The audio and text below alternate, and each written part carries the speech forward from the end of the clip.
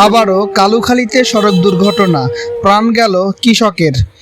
রাজবাড়ীর কালুখালীতে ট্রাকের ধাক্কায় নসিমন উল্টে চাপা পড়ে রতন শেখ নামে এক কৃষকের মৃত্যু হয়েছে। আজ বুধবার 18 জুন সন্ধ্যা 6টার দিকে রাজবাড়ীর কালুখালী উপজেলার বাংলাদেশ হাট মোড়ে রাজবাড়ী কুষ্টিয়া আঞ্চলিক মহাসড়কে এ দুর্ঘটনা ঘটে। নিহত রতন শেখ রাজবাড়ী সদর উপজেলার চন্দনী ইউনিয়নের ঘোরপালান গ্রামের শাহ আলম শেখের ছেলে।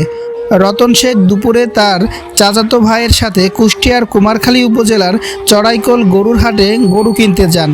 গরু কিনে চড়াইকল থেকে একটি নসিমন ভাড়া করে বাড়ির উদ্দেশ্যে রওনা দেন।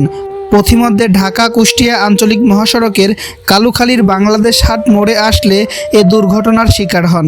পরে তাকে কালুখালী উপজেলা স্বাস্থ্য কমপ্লেক্সে নিয়ে আসলে কর্তব্যরত চিকিৎসকগণ তাকে মৃত বলে ঘোষণা করেন।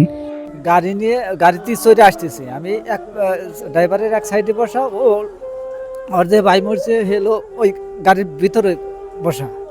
আর গাড়িটা আনতে একটা ট্রাক চাপা দিল।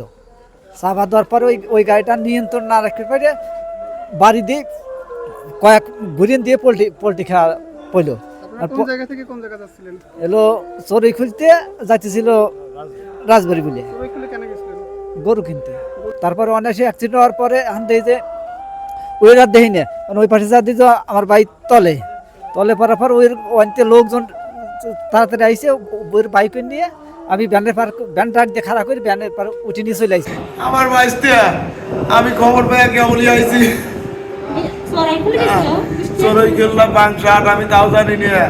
আমি এই মাত্রই ফোন পেলাম, আমি বসে রয়েছি দোকানে, বলতে তোর বাইসতে অ্যাক্সিডেন্ট করে মারা গেছে, তাড়াতাড়ি যা।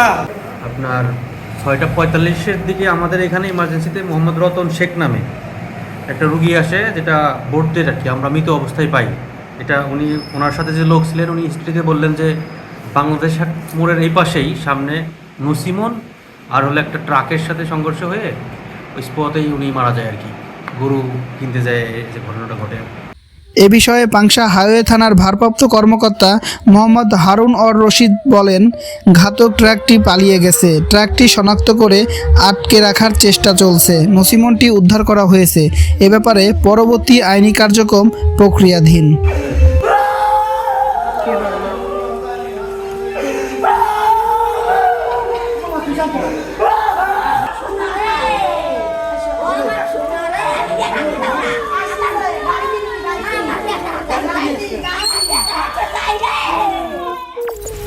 কালুখালী টুডে, শিকড়ের টানে মাতৃভূমির প্রাণে।